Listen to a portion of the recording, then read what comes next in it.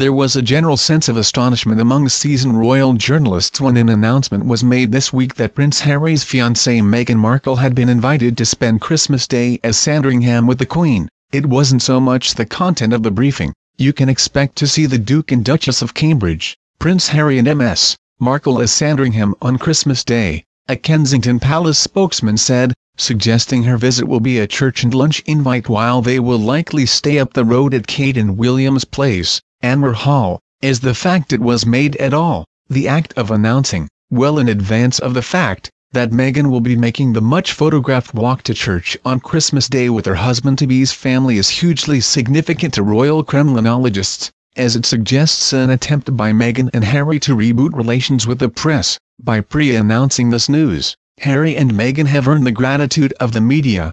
Newspapers can now assign, in an orderly fashion, reporters and photographers to Sandringham on Christmas Day, as a picture of Meghan flanked by the family will almost certainly be the biggest news item of the slowest of news days. The simple gesture of enlightening the media of their planned attendance contrasts mightily with William and Kate's often petulant and sometimes paranoid attempts to keep their schedule, or even the name of their dog, secret, although William deserves credit for setting the mood music that has facilitated Meghan's invitation, by insisting that his wife's family, the Middletons, have been conspicuously included in royal gatherings. While the importance of the advance announcement will perhaps be of interest only to the limited number of people whose work life corresponds closely with the fashion choices and whereabouts of Meghan Markle, check. The significance of having Meghan walking back from church to sit down for her Christmas dinner will be lost on no one. But, then again, Meghan and Harry are moving through the staging posts of royal life at dizzying speed. They only met 18 months ago, announced their engagement on November 27, made a public appearance in Nottingham on December 1, and will now be seen in public again on Christmas Day as they attend the church service at St.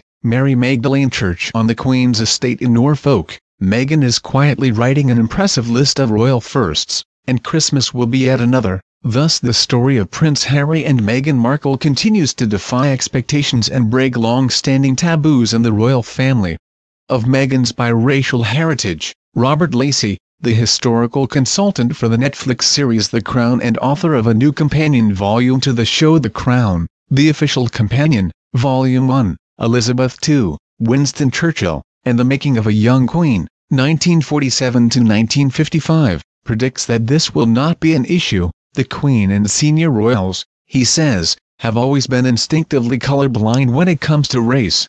While it has been possible in the past to criticize the House of Windsor for snobbishness or class consciousness, they have never been accused of racial prejudice, he says. Marrying Meghan is Harry's personal choice. There's never been the slightest suggestion that there has been that attitude on the part of the Queen or Prince Philip or the family.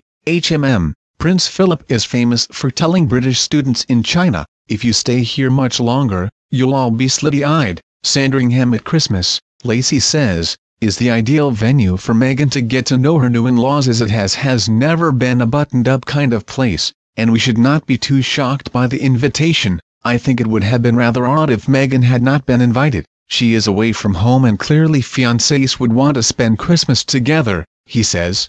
The royal historian Michael Farquhar, who has written extensively about Christmas at Sandringham in books such A Treasury of Royal Scandals, and Behind the Palace Doors, 5 Centuries of Sex, Adventure, Vice, Treachery, and Folly from Royal Britain, notes that monarchs have long been unafraid to invite outsiders to Sandringham, regardless of what others may think. Farquhar notes the arch reaction of the Bishop of Peterborough to the company Queen Victoria kept one Christmas at Sandringham. He wrote of a curious mixture, writing that among the guests there were 2 Jews, Sir Anthony de Rothschild and his daughter, an ex-Jew, Prime Minister Benjamin Disraeli, a Roman Catholic, Colonel Higgins, an Italian Duchess who is an Englishwoman, and her daughter, brought up a Roman Catholic and now turning Protestant.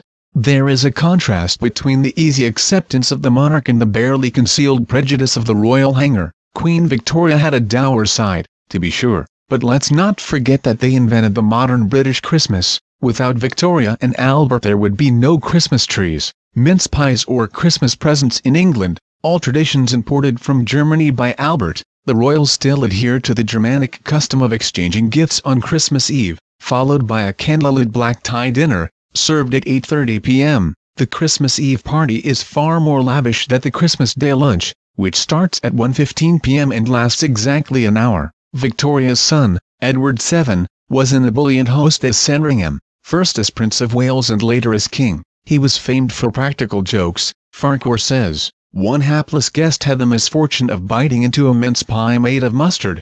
Another shared a bed with a live lobster." According to Farquhar, his wife Alexandra might be found tobogganing down a staircase on a silver tray, while the royal children were described by Victoria as ill-bred, ill-trained children. In 1932, George V added a new tradition when he delivered the first Christmas message to the Empire, broadcast by radio from the Big House, which remains the cornerstone of the Queen's Christmas duties. Although it is, these days, televised and pre-recorded, it is often forgotten that prior to 1952, when the present Queen ascended the throne, the royal family were known in society circles as great partygoers and throwers. The dubonnet-loving Elizabeth, the Queen Mother after her husband died, and her husband George VI, stammering Bertie, dined out or went to the theatre almost every night of the week when they were in London, either with friends or at restaurants such as the famous Gay Meadery. Rules. But it was Christmas at Sandringham where they really let their hair down, with dances, carols, drinks parties, and an eclectic guest list as standard. But Elizabeth, who inherited the throne at the tender age of 25, was more cautious. She was both determined to do nothing to bring the family into disrepute and temperamentally not a partier. Christmas at Sandringham has largely reflected that, with the Queen maintaining a God and duty as its centre of gravity. Meghan's invitation to join the royal Christmas party is an undeniable moment of modernization for the royal family. No such invite was ever extended to Diana, or even Kate. It will still be a relatively serious occasion compared to the Christmases enjoyed by her forebears at Sandringham, but the inclusion of Meghan is a welcome acknowledgement of the changing nature of the rules of society over which the Queen reigns.